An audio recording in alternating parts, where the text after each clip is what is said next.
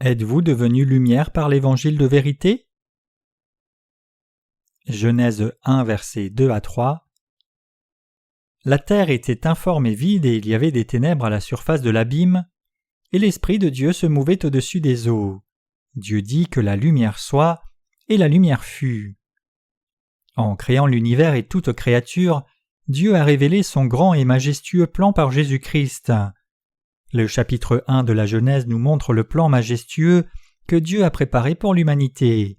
En d'autres mots, la création des cieux et de la terre et de toute créature, la création de l'humanité à l'image de Dieu, la chute de l'humanité trompée par Satan, le salut par Jésus-Christ, devenir les enfants de Dieu dans sa providence et les bénédictions de la grâce éternelle de Dieu, toutes ces choses sont montrées dans ce premier chapitre de Genèse. C'est pourquoi il est écrit « Au commencement Dieu créa les cieux et la terre était informe et vide, il y avait des ténèbres à la surface de l'abîme, et l'Esprit de Dieu se mouvait au-dessus des eaux. » Genèse 1, verset 2.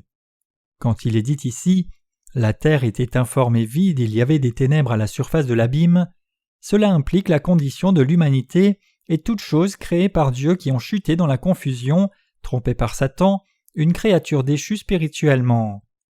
Différemment, cela décrit la chute de l'humanité dans le péché. Avant tout, nous devons atteindre correctement la compréhension de la volonté de Dieu qui a créé l'univers et toute créature. Si nous ne connaissons pas la volonté de Dieu ou même pire, la comprenons mal, alors nous sommes en grand danger. Chaque chose sous les cieux sont venues à l'existence dans ce but. Quand Dieu nous a créés, il a essentiellement décidé de nous adopter comme ses enfants en Jésus-Christ. Même avant la fondation du monde, en d'autres mots, Dieu avait déjà dans son esprit un plan pour faire de nous ses enfants et ainsi nous élever comme des êtres divins.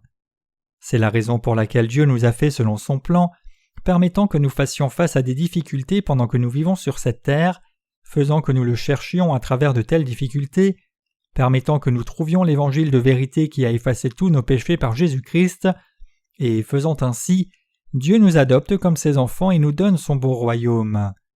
Comme cela, Dieu nous montre que rien ne dépend de notre propre volonté, mais que chaque chose vient seulement par sa volonté. Donc tant que nous vivons dans ce monde, réfléchissons sur ces choses, nous expérimenterons par nous-mêmes que ce que nous désirons faire n'est pas accompli selon notre propre volonté, mais selon la façon dont Dieu l'a déjà prédestiné à l'origine. Tout ce que nous avons à faire, c'est d'entrer dans le royaume de la foi, en croyant et en acceptant sa parole, et ensuite le suivre par la foi. C'est pourquoi Jésus dit « Je suis le chemin » Jean 14, verset 6. C'est quand nous lisons la Bible que nous pouvons pleinement saisir le plan de Dieu. Dieu a un plan pour l'humanité, et il nous a aussi montré son plan en le manifestant dans la parole, selon la façon dont il l'a planifié.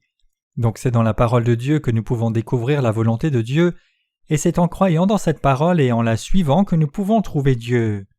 Ainsi, quand nous croyons en Dieu, c'est selon sa parole de promesse que nous pouvons connaître et croire en Dieu.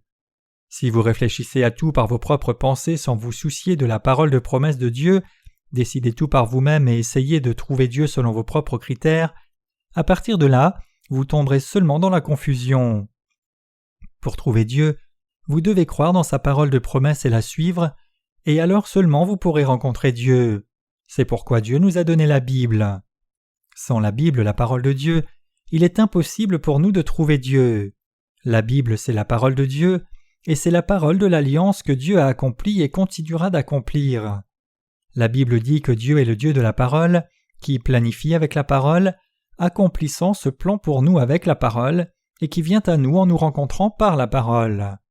La parole est Dieu, Jean 1, verset 1, Dieu est la parole, et quand il se manifeste lui-même devant l'humanité, il le fait par la parole de la promesse. Nous pouvons tous clairement réaliser que Dieu s'est déjà révélé lui-même par sa parole, et qu'il est le Dieu des promesses qui nous rencontre par cette parole. Nous ne devons pas lire la Bible comme si nous lisions une nouvelle ou un livre d'histoire, mais plutôt, nous devons réaliser et croire que cette parole est elle-même la parole de promesse parlée par Dieu. C'est dans cette parole que Dieu se révèle lui-même à nous, donc chaque fois que vous et moi lisons la Bible, nous devons tous en premier réaliser que c'est la parole que Dieu nous a promise.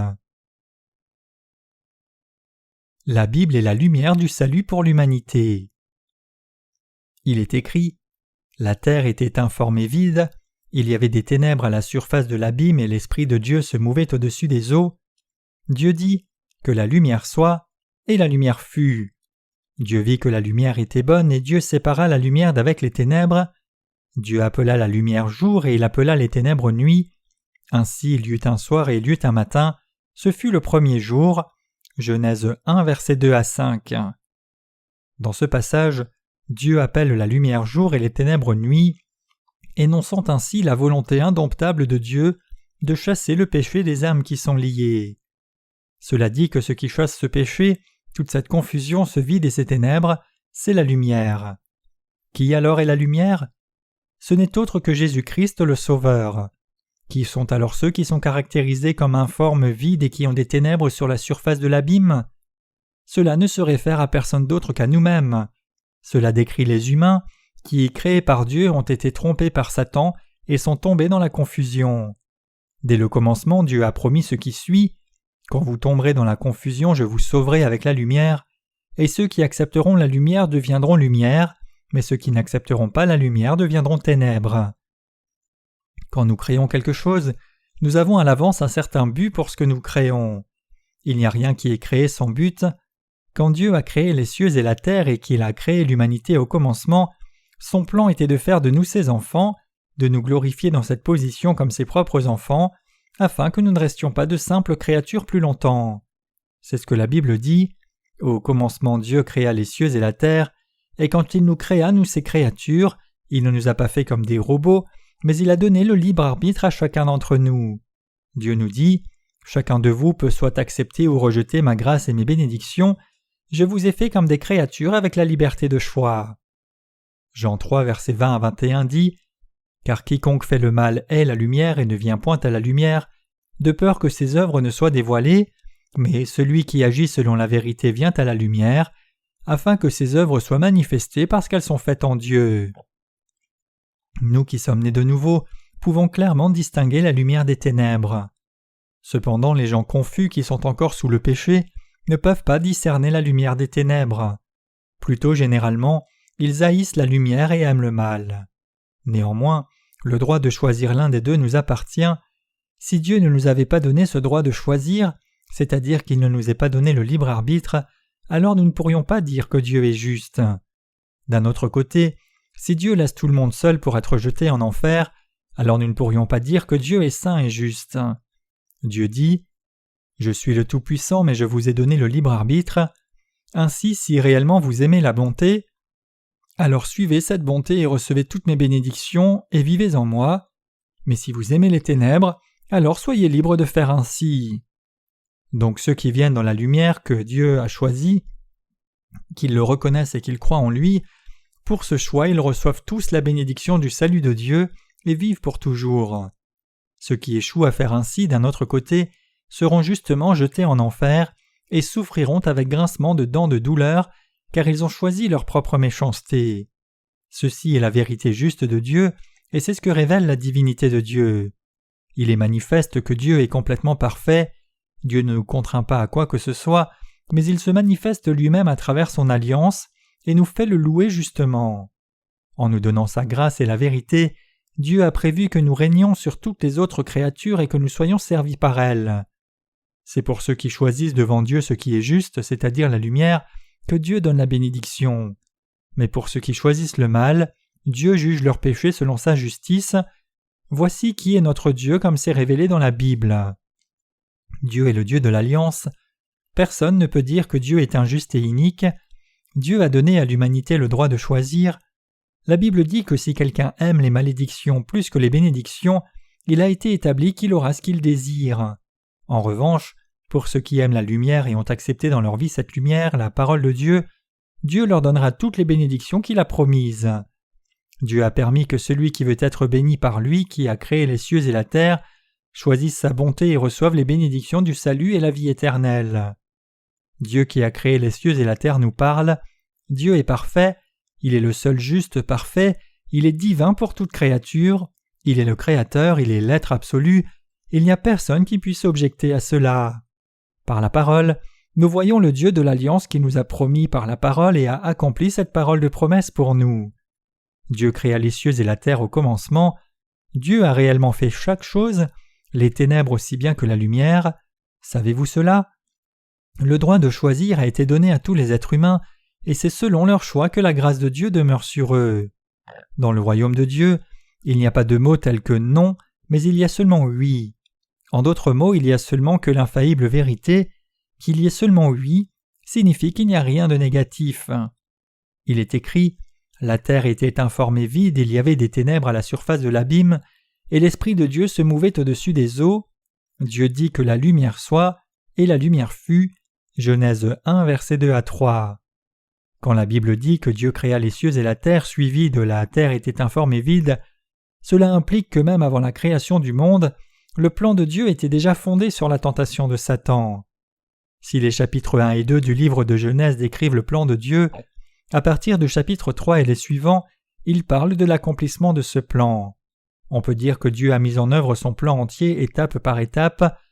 Les architectes dans ce monde changent leur plan plusieurs fois quand ils construisent juste un immeuble. Cependant, Dieu n'a jamais changé son plan une fois qu'il l'a établi.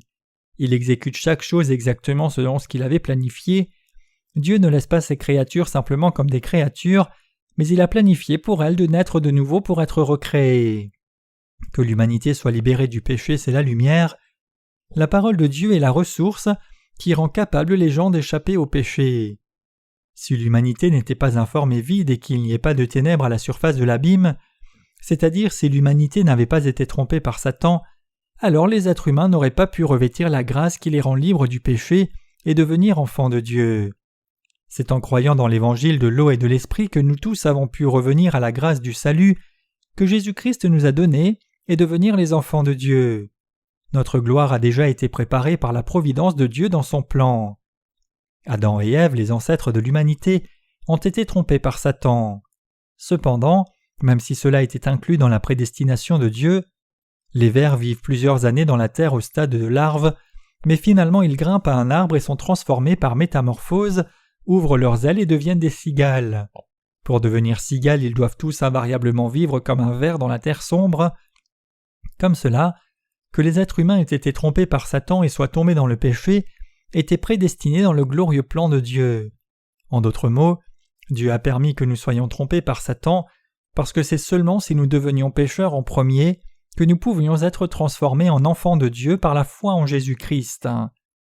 Que les gens soient informés vides et que les ténèbres soient sur la surface de l'abîme est une condition qui résulte du fait d'avoir quitté la lumière de Dieu.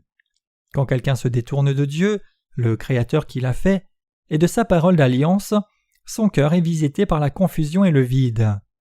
Tout comme le premier homme Adam est tombé dans la confusion en se détournant de la parole de Dieu, parmi les descendants d'Adam maintenant, ceux qui ont échoué à rencontrer Jésus-Christ par la parole d'alliance sont tous tombés dans la confusion. Pourquoi ont-ils chuté dans la confusion? C'est parce qu'ils n'ont pas reconnu la parole de l'évangile de l'eau et de l'esprit donnée par Dieu. C'est la raison pour laquelle ils ne peuvent pas connaître Dieu, qui nous rencontre par la parole d'évangile de l'eau et de l'esprit. Étant donné cela, qu'est-ce que les gens doivent faire pour échapper à leur confusion? S'ils retournent à la parole de vérité de Dieu, ils peuvent trouver Dieu. Cependant, tous ont chuté dans le vide à cause de leurs péchés, ainsi les gens n'ont pas de satisfaction. Nous les êtres humains sommes vides à moins que nous ne rencontrions le Dieu de vérité. Les êtres humains étaient imparfaits quand ils ont été créés. Dieu a permis cette imperfection en vue de nous rendre parfaits dans son plan. Puisque c'est le Dieu parfait qui nous a créés, à moins que nous ne l'ayons en nous, nous ne pouvons que demeurer imparfaits, insatisfaits et chuter dans le vide. Donc puisque Dieu nous a fondamentalement faits à son image, nous les êtres humains, quand il nous a créés, pour trouver la véritable satisfaction, chacun doit naître de nouveau sans faute. En d'autres mots, dans le cœur des gens, il doit y avoir l'évangile de vérité de l'eau et de l'esprit donné par Jésus-Christ, et c'est seulement quand nous avons le Saint-Esprit en nous que nous pouvons être rendus parfaits. Quelqu'un est vraiment satisfait seulement quand il a trouvé Jésus-Christ. Chacun de nous a été trompé par les desseins mauvais de Satan, et il en résulte que nous tous sommes tombés dans la confusion, le vide et le péché. Dieu dit qu'il a sauvé de telles personnes que nous par son Fils Jésus-Christ. De quoi a-t-il promis de nous sauver? Il a promis de nous sauver de la confusion, du vide et du péché. Il a promis de nous sauver de nos péchés, de notre profond vide, de notre inextinguible satisfaction, cette promesse de salut était déjà prédestinée en Jésus-Christ. Jésus-Christ, le Créateur, est le Sauveur de ceux qui croient dans l'évangile de l'eau et de l'Esprit. Le Seigneur de l'univers, c'est Jésus-Christ. Quand il est écrit dans la Bible, Dieu dit que la lumière soit et la lumière fut. La lumière ici n'est rien d'autre que Jésus-Christ qui nous a sauvés, vous et moi, de tous nos péchés. Qui créa l'univers et toutes choses avec la parole ? C'est Jésus-Christ lui-même. C'est ce Jésus-Christ qui a créé chaque chose que nos yeux voient, des cieux à la terre, des montagnes aux mers, des fleurs à toute forme de vie. Au commencement, Dieu créa les cieux et la terre. Genèse 1, verset 1. Celui qui a créé cette terre et ces cieux, c'est Jésus-Christ, et ce que nous devons tous réaliser, c'est que Dieu a effacé tous nos péchés en nous envoyant son Fils. Qui d'autre la Bible dit-elle qu'est Jésus-Christ ? Elle dit que Jésus-Christ est le Fils de Dieu le Père, comme il est écrit « Je publierai le décret, l'Éternel m'a dit, tu es mon Fils, je t'ai engendré aujourd'hui » Psaume 2, verset 7. La Bible dit que Jésus-Christ est le Fils engendré du Père. Cependant, la Bible dit aussi que le Fils de Dieu le Père est le même vrai Dieu que le Père. 1 Jean 5, verset 20. C'est pourquoi l'apôtre Jean, qui a vu Jésus-Christ de ses propres yeux et l'a touché de ses propres mains, et qui a vécu avec lui pendant 3 ans, a déclaré « Au commencement était la parole, et la parole était avec Dieu, et la parole était Dieu. » Jean 1, verset 1. En d'autres mots, Jésus est le Dieu qui a créé l'univers. Dieu le Père construit le royaume des cieux par son Fils, et Jésus-Christ a créé les cieux et la terre que nos yeux voient maintenant. Chacun d'entre nous doit connaître ce Jésus-Christ précisément, qui est Dieu lui-même. Que dit Dieu ? Il dit qu'il nous a sauvés de tous les péchés par son Fils, sans péché. Dieu est le Dieu de la vérité. Quand le Fils de Dieu le Père a créé ce monde, Dieu dit qu'il était bon de voir ce monde illuminé par la lumière. Et la Bible dit « Cette lumière était la véritable lumière qui, venant dans le monde, éclaire tout homme. » Jean 1, verset 9. Ce plan de Dieu est entièrement révélé par le Dieu trinitaire, par Dieu le Père, le Fils et le Saint-Esprit. La Bible dit « La terre était informe et vide et les ténèbres étaient sur la surface de l'abîme, et l'Esprit de Dieu se mouvait sur la surface des eaux. » Qui est cet Esprit qui se mouvait sur la surface des eaux ?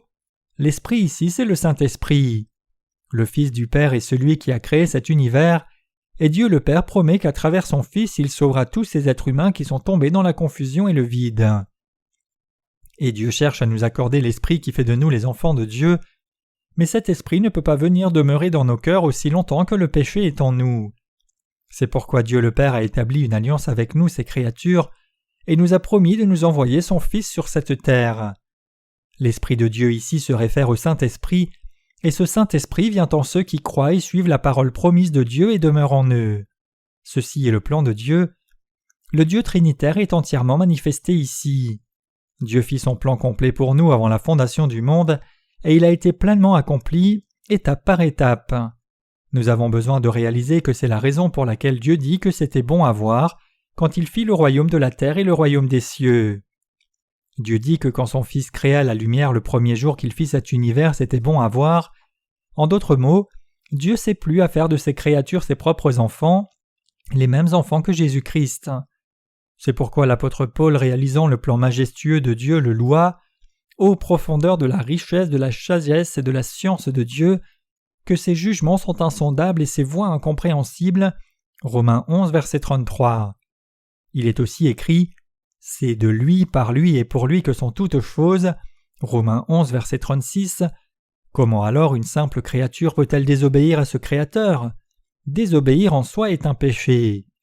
Dieu parle la parole de promesse pour nous, et il est le Dieu qui sépare son peuple du diable par sa parole. Si vous acceptez la parole parlée de Dieu dans vos cœurs, alors vous aussi deviendrez le peuple de Dieu. Venez dans la lumière de vérité, vous serez aussi capable de devenir lumière. Dieu dit « que la lumière soit ». La Bible dit que quand Dieu fit l'humanité et l'univers, la terre était informe et vide et les ténèbres étaient sur la surface de l'abîme. Ceci est comment la Bible décrit la condition de ceux qui sont tombés dans le péché. La Bible dit aussi que quand la terre, c'est-à-dire le cœur humain, était informe, vide et dans la profondeur du péché, l'Esprit de Dieu se mouvait sur la surface des eaux. Différemment, Dieu qui a créé l'univers et sauvé l'humanité, œuvre dans le cœur des pécheurs. Dieu parle et a une amitié avec ceux qui viennent à lui par sa parole, croyant dans la parole. Dieu nous approuve quand nous croyons en sa parole. Cependant, si nous ne croyons pas dans la parole de Dieu, alors nos propres pensées nous conduisent à périr à la fin. Pourquoi Judas, qui a trahi et vendu Jésus-Christ, s'est-il pendu? Il n'avait pas résolu son péché en croyant dans la parole de Dieu, mais la Bible dit qu'à la place de s'appuyer sur la parole, il s'est repenti pour lui tout seul et s'est pendu. Ceux dont le cœur n'a pas foi dans la parole de Dieu à la fin se condamnent eux-mêmes pour leurs péchés, et par conséquent ils ne peuvent éviter de mourir pour toujours. Que Judas se repente seulement pour lui-même signifie qu'il a été convaincu par sa conscience, réalisant que ce qu'il avait fait était une profonde erreur, en trahissant et vendant son propre enseignant à une mort certaine, juste pour une poignée d'argent. L'acte de Judas était très méchant, mais sa plus grande erreur spirituelle était le fait qu'il n'ait pas cru en Jésus-Christ comme le Fils de Dieu. Nous devons réfléchir sur ce que Jésus-Christ a fait quand il est venu sur cette terre, basé sur la parole à la fois du Nouveau et de l'Ancien Testament, et de ce fait nous devons réaliser et croire qu'il est Dieu lui-même et le Fils de Dieu. Cependant, Judas n'a pas cru dans la divinité de Jésus-Christ, et donc au lieu de se repentir, « J'ai trahi le réel Fils de Dieu et je ne l'ai pas accepté comme mon Sauveur », il a simplement été convaincu par sa propre conscience humaine, se condamnant seulement dans la mesure où il a trahi un homme étant son enseignant et à la fin se tuant lui-même. Nous pouvons nous tenir devant Dieu seulement si nous reconnaissons nos mauvais actes basés sur la parole de Dieu et nous repentir de nos péchés en croyant dans l'évangile de l'eau et de l'esprit. Si contrairement à cela nous jugeons nos actes seulement selon notre propre standard, alors nous ne perdrons pas seulement notre vie, mais nous entrerons aussi dans le feu éternel de l'enfer. Quand nous faisons quelque chose de mauvais, nous avons tendance à penser « Oh, j'ai fait une erreur », mais notre propre standard du bien et du mal est bien trop ambigu. Selon notre point de vue, nos actes peuvent être évalués différemment. Parfois, ce qui semble vertueux aux yeux de la chair se révèle très mauvais d'un point de vue spirituel. Ainsi, quand Judas s'est repenti devant Dieu, il s'est seulement repenti au niveau de sa conscience et non par la foi dans la parole de Dieu. Clairement, Jésus-Christ est Dieu lui-même et le Sauveur de l'humanité. Le fait que Judas n'ait pas cru dans ce Sauveur est sa plus grande erreur. Puisque Judas n'a pas cru en Jésus comme Dieu, il l'a trahi, et ceci était son plus mauvais fait, mais Judas n'a pas réalisé cela. En d'autres mots, Judas n'a pas admis son erreur basée sur la parole de Dieu. À la place, il a seulement admis son erreur dans sa conscience, et ainsi a pensé simplement qu'il irait en enfer pour sûr, et à la fin s'est tué. C'est pourquoi Jésus-Christ s'est lamenté sur Judas, disant qu'il aurait été mieux pour lui que jamais il ne naisse. Marc 14, verset 21. Chacun de nous devons réaliser que c'est à travers sa parole que Dieu nous parle et œuvre dans nos vies, et nous tous devons réaliser que c'est à travers cette parole de vérité que Dieu nous montre la lumière du salut à nous qui sommes confus, vides et dans la profondeur du péché. Comme Dieu nous illumine avec sa lumière, c'est à travers cette lumière de vérité que nous pouvons finalement réaliser comment nos cœurs sont vides et confus et comment nous sommes dans la profondeur du péché. C'est la raison pour laquelle Dieu a montré la lumière du salut à chacun de nous. Si Dieu ne nous avait pas montré cette lumière, il aurait été impossible pour nous de réaliser toutes ces choses, ne sachant pas que nous étions confus, ni ne saisissant que nous sommes vides et dans les ténèbres. Pour des tels gens comme nous, Dieu a éliminé la lumière du salut et il a séparé la lumière des ténèbres. Nous devons connaître cette lumière. C'est simplement indispensable pour nous de recevoir la rémission de nos péchés et de suivre cette lumière. Quand nous œuvrons sur quelque chose, selon si nous voyons cela du point de vue de la parole de Dieu ou juste basé sur nos propres pensées charnelles, la même chose peut être vue très différemment. Même quand nous regardons à un même objet, ce que nous voyons à travers la parole de Dieu, la lumière, et ce que nous voyons à travers les yeux de la chair, peut être complètement différent. Ainsi, il est extrêmement important de suivre la lumière. Nos cœurs et nos pensées doivent chérir cette lumière et l'aimer, et nous devons toujours vivre selon cette lumière et voir chaque chose de son point de vue. Ceci est indispensable et nous devons tous vivre selon la lumière de cette manière. Dans l'évangile de Jean, Jésus dit « Je suis la lumière du monde. Celui qui me suit ne marchera pas dans les ténèbres, mais il aura la lumière de la vie. » Jean 8, verset 12. Il n'y a pas de ténèbres du tout en Dieu, il existe seulement la lumière. En acceptant la lumière du salut donné par Dieu, nous devenons le peuple juste. Si nous sommes vraiment sauvés ou non, et si nous demeurons comme pécheurs ou devenons justes, Tout dépend entièrement de si oui ou non nous avons cette lumière de vérité. Si notre salut requiert pour nous d'avoir cette lumière, qu'en est-il plus tard? Comment devons-nous vivre après avoir été sauvés? Nous devons suivre la lumière de la vérité. Quand vous diffusez l'Évangile, vous illuminez les autres avec la lumière de vérité donnée par Dieu, tout comme il est écrit. Alors Dieu dit « Que la lumière soit et la lumière fut ». Vous devez suivre la lumière et vous devez montrer la lumière. Nous ne sommes pas les fabricants de cette lumière, mais nous tous devons juste accepter cette lumière dans nos cœurs et illuminer les autres. C'est pourquoi prêcher cet évangile, c'est montrer la lumière. Pour nous, prêcher l'évangile de l'eau et de l'esprit, c'est répandre la lumière elle-même. Les âmes entendront alors la parole de lumière prêchée par nous et seront transformées. Si nous ne faisons pas briller la lumière pour ceux qui sont encore dans les ténèbres, alors tout est vain, peu importe combien nous pouvons les avoir enseignés et combien nous pouvons avoir labouré les champs de nos cœurs. Tous nos efforts sont inutiles. Montrer la véritable lumière, c'est ce que nous devons faire comme témoins de Jésus-Christ et saint. Nos vies deviendront plus lumineuses si seulement nous formons nos esprits en disant « Nos vies de foi sont celles qui suivent la lumière, nous suivons la lumière de Dieu. Rendre témoignage, c'est faire briller la lumière, je fais briller la lumière. Il y a beaucoup de choses dans ce monde, mais en Dieu il n'y a aucun ténèbre, seulement la lumière. » Nous avons cette lumière avec nous et en nous. Il existe à la fois la lumière et les ténèbres dans ce monde, mais c'est la lumière que nous devons suivre. Comme Dieu dit, que la lumière soit, il nous a donné la lumière de la vérité. Quand nous prêchons l'Évangile, nous faisons briller cette lumière, et quand nous poursuivons nos vies chaque jour, nous suivons aussi cette lumière. Par l'Évangile de l'eau et de l'Esprit que Dieu nous a donné, c'est-à-dire à travers la parole de Dieu, nous avons été sauvés, nous sommes devenus lumière. Maintenant, nous croyons que nous sommes lumière, nous prêchons la lumière, et nous vivons nos vies en suivant cette lumière. Nous désirons vivre ce genre de vie qui est vécue en accord avec la lumière et qui répand cette lumière, non pas les choses de la chair de cette terre. C'est dans ce but que Dieu nous a appelés. Ce que nous ne devons jamais oublier dans nos vies, c'est de suivre cette lumière, mais cela ne signifie pas que nous vivons dans la perfection charnelle. La lumière, c'est Jésus-Christ. Jésus-Christ seul est la lumière, et il a illuminé nos cœurs avec cette lumière. Nous avons accepté cette lumière, ainsi nous sommes devenus jour. Que nous soyons devenus lumière ne signifie pas que nous pouvons vivre parfaitement dans la chair. Cela signifie plutôt que nous avons reçu la rémission du péché dans la providence de la grâce de Dieu. Nous tous devons savoir clairement qui est cette lumière. Quand nous poursuivons nos vies, souvent nous oublions l'évangile de lumière trop facilement. L'évangile de l'eau et de l'esprit est la lumière, mais nous finissons par oublier cela. Une fois que nous trouvons quelque chose que nous avons perdu, nous sommes enclins à oublier rapidement la personne qui l'a trouvé et nous l'a rendu. Comme cela, nos esprits finissent par oublier la lumière elle-même. Ceci est un sérieux problème. Nous avons la lumière. Cette lumière, c'est Jésus-Christ. Cette lumière, c'est aussi l'évangile de l'eau et de l'esprit. Quand il y a de la lumière, l'instinct basique des gens, c'est de suivre la lumière. Ils désirent servir la lumière. C'est bon pour nos cœurs d'avoir la lumière.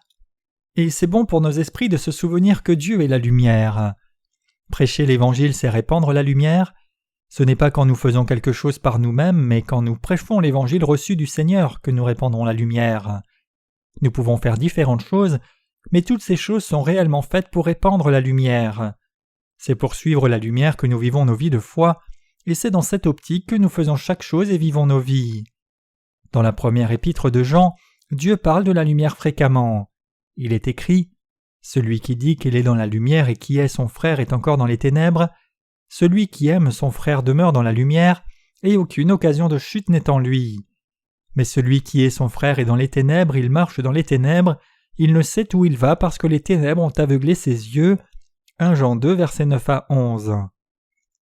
Nous vivons par la grâce de Dieu.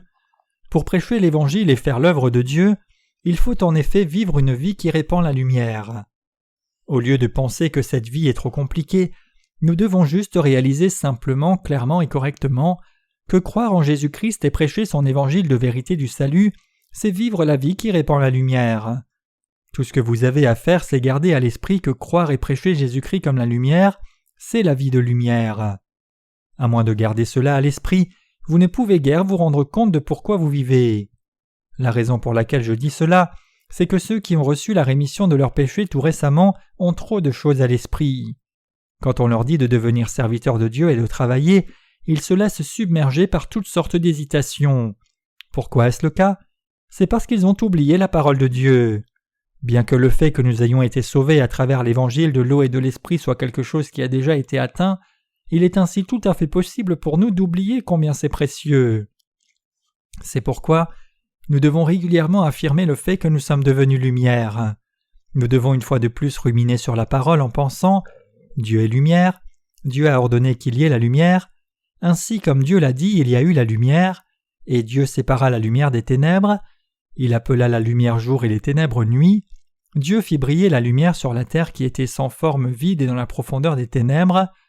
Ainsi comme Dieu a déversé sa lumière sur cette terre, j'en suis venu à naître de nouveau et à réaliser ma confusion, mon vide et la profondeur de mes ténèbres. » Si les âmes deviennent justes ou demeurent dans le péché, est le simple résultat qui est déterminé par la lumière de Dieu. Quand Dieu nous illumine avec la lumière du salut, c'est-à-dire l'évangile de l'eau et de l'esprit, ceux qui acceptent cette lumière du salut deviennent le peuple juste, et ceux qui n'acceptent pas cette lumière du salut dans leur cœur demeurent pécheurs. Quand le soleil vient le matin, sa lumière illumine le monde entier. Personne ne peut échapper et se cacher de sa chaleur. Psaume 19, versets 6 à 7. En d'autres mots, il n'y a aucun endroit trop loin de la vraie lumière pour la recevoir. Chaque chose est illuminée et chaque chose reflète et brille aussi de cette lumière. Tout comme la lune brille en reflétant la lumière du soleil, nous qui sommes devenus saints par la foi dans l'évangile de l'eau et de l'esprit, nous tournons aussi vers la lumière et reflétons cette lumière chaque jour. Tandis que Jésus-Christ dit « Je suis la lumière du monde », nous ne pouvons pas dire que nous-mêmes sommes la lumière du monde. Il n'y a rien dans notre chair à aimer ou dont être fier, et réellement nous ne sommes rien. C'est simplement impossible de briller de la lumière avec notre propre chair. Comme la Bible dit, l'affection de la chair c'est la mort, tandis que l'affection de l'esprit c'est la vie et la paix. Romains 8, verset 6. Dans notre vie quotidienne, la lumière et les ténèbres coexistent encore. Quand ceux d'entre nous qui ont reçu la rémission de leurs péchés savent que nous avons la lumière, et quand nous nous focalisons sur cette lumière et marchons en suivant cette lumière, nous pouvons toujours vivre une vie droite. C'est une telle joie de penser à cela que nous ayons vraiment la lumière. Si nos cœurs sont obscurcis, si nous sommes confus et ne savons pas quoi faire, nous pouvons décider ce qui est juste en un rien de temps si nous regardons juste la lumière. C'est par la lumière que nous pouvons discerner ce que nous devons faire et comment nous devons vivre. Parce que nous sommes seulement trop humains, souvent nous tombons dans la confusion, souvent nous nous sentons vides et les ténèbres sont souvent sur la surface de l'abîme. Même ainsi cependant, nous pouvons encore continuer à suivre la lumière dans des moments comme cela, parce que nous avons la lumière. Je suis reconnaissant que nous ayons la lumière, que cette lumière soit dans nos cœurs et que cette lumière soit dans l'univers entier. Je suis vraiment reconnaissant pour le fait qu'il y ait un Dieu qui nous a donné la lumière. Peu importe à quelles circonstances nous puissions faire face et peu importe quelles insuffisances puissent être révélées en nous, parce que nous avons la lumière, nous pouvons encore la suivre. Les mots ne peuvent pas exprimer combien je suis reconnaissant pour cela. Si cette lumière n'était pas là, alors seul le désespoir nous attendrait. Il y a une énorme différence entre quelqu'un qui croit à la lumière et quelqu'un qui ne l'a pas. Ceux qui ont la lumière peuvent être dans les ténèbres un court instant, mais parce qu'ils ont la lumière, ils peuvent mettre la main sur le gouvernail une fois de plus, suivre la direction de la lumière, fixer une orientation pour leur vie et aller de l'avant en suivant la lumière. En revanche, il est fondamentalement impossible pour ceux qui n'ont pas la lumière, ceux qui n'ont pas accepté cette lumière, de vivre une vie de lumière, peu importe combien ils peuvent désirer cela. Cela fait une énorme différence. En termes de chair elle-même, il y a une petite différence entre ceux qui ont accepté la lumière et ceux qui ne l'ont pas acceptée. Vu en termes charnels, leurs pensées ne sont pas si différentes les unes des autres. Toute différence entre les deux est seulement mince comme du papier, et il n'y a réellement pas une grande différence sur laquelle parler. Quand quelqu'un qui n'est pas né de nouveau va à la salle de bain, je vais à la salle de bain aussi, et quand il mange, je mange aussi. La seule différence, c'est si quelqu'un a accepté Jésus-Christ par la foi ou non. À part cela, il n'y a pas d'autre différence. Cela peut sembler être une petite différence, mais c'est réellement une énorme différence. Parce que nous avons Jésus-Christ, nous vivons dans sa grâce, et parce que nous croyons en Jésus-Christ, nous pouvons réellement faire l'œuvre de Dieu en tout temps. Ceux qui sont nés de nouveau par l'évangile de l'eau et de l'esprit peuvent être complètement insuffisants, mais ils peuvent encore regarder vers la lumière et la suivre toujours. En revanche, Ceux qui n'ont pas accepté la lumière ne peuvent pas vivre vertueusement, peu importe combien ils peuvent désirer cela. Je vois que cela se passe trop souvent autour de moi. Même les soi-disant serviteurs de Dieu qui n'ont pas réellement la lumière en eux sont incapables d'enseigner quoi que ce soit. Beaucoup d'entre eux ne peuvent même pas enseigner à leur congrégation quand l'enlèvement aura lieu, s'ils seront enlevés avant, après ou au milieu de la grande tribulation, précisément parce qu'eux-mêmes ne le savent pas. S'ils savent que Jésus-Christ est la lumière et ont accepté cette lumière, pourquoi sont-ils encore dans les ténèbres? Pourquoi sont-ils encore dans l'obscurité? Quand l'Évangile et la lumière sont là, comment peuvent-ils ne pas savoir cela? Le Seigneur dit clairement qu'il reviendra quand la trompette sonnera, mais quand sonnera cette dernière trompette? Est-ce avant la grande tribulation? Absolument pas. Alors est-ce après la grande tribulation? Pas du tout. Aucun de ces points de vue n'est correct, parce que notre Seigneur dit que l'enlèvement viendra après que la grande tribulation ait commencé, mais avant qu'elle ne soit finie, avant que la colère des 7 coupes ne soit déversée et que de nombreux saints ne soient martyrisés à cette époque-là. Tout ce que nous avons à faire, c'est de simplement croire en conséquence. Quelqu'un qui a réellement la lumière ne parvient-il pas à discerner cela? Aujourd'hui, il semble que les églises de Corée soient en concurrence les unes avec les autres pour construire la plus grande église. 5 sur 10 des plus grandes églises dans le monde sont dites être localisées en Corée. Certains pasteurs de ces églises font donner des fonds à leur congrégation par des emprunts et des hypothèques sur leur maison. Pensez-vous qu'un tel comportement soit approprié pour le genre de vie qui est mené par ceux qui ont reçu la lumière? Je parie qu'ils ne sont pas les récepteurs de la véritable lumière. Ceux qui ont accepté la lumière marchent dans la grâce. Comme Dieu nous a sauvés, c'est dans sa grâce que nous prêchons l'évangile de l'eau et de l'esprit donné par Dieu, et c'est selon la puissance que Dieu nous donne que nous faisons chaque chose. C'est pourquoi l'apôtre Paul confesse « Je puis tout par celui qui me fortifie » Philippiens 4, verset 13. Certaines personnes disent qu'elles étudient la Bible chez elles pour leur propre ministère pour devenir pasteur plus tard, mais pour avoir un ministère de pasteur, celui-ci doit en premier apprendre l'évangile de l'eau et de l'esprit et y croire, il doit en premier accepter la lumière, et c'est seulement quand lui-même devient lumière qu'il peut montrer la lumière aux autres qui sont assis dans les ténèbres. En croyant dans l'évangile de l'eau et de l'esprit, nous en sommes venus à demeurer dans la grâce de Dieu. C'est parce que nous avons accepté le don du salut par l'évangile de Dieu de l'eau et de l'esprit que nous montrons la lumière dont Dieu nous a illuminés. Dans le Seigneur, je réfléchis tranquillement sur le genre de grâce que Dieu nous a donné. Dieu nous confie son œuvre et nous faisons ce travail par la foi dans les limites de la force qu'il nous donne. Puisque nous suivons le Seigneur en croyant ainsi, nous sommes toujours en paix. Si quelqu'un n'accepte pas son salut, alors nous ne pouvons lui imposer par force. Sommes-nous Dieu? Non, naturellement. Nous croyons seulement que Dieu est la lumière et nous suivons cette lumière. Chaque fois que nos cœurs sont sur le point de tomber dans les faiblesses et les ténèbres, nous devons regarder vers la lumière une fois de plus et suivre cette lumière en étant illuminés par elle. Quand nous sortons et témoignons, cela ne nous semble-t-il pas plus difficile que ce n'est réellement? Ce que nous répandons, c'est seulement l'évangile de l'eau et de l'esprit. Nous ne répandons pas notre éloquence, notre don ou notre sagesse, nous ne nous vantons pas de quoi que ce soit d'autre, mais nous diffusons seulement l'évangile de l'eau et de l'esprit que Jésus-Christ a accompli. Et nous vivons en accord avec la lumière. Si nous faisons quelque chose de bien ou non, ce n'est pas ce qui est important, mais ce qui est important, c'est de vivre pour le Seigneur et de le suivre.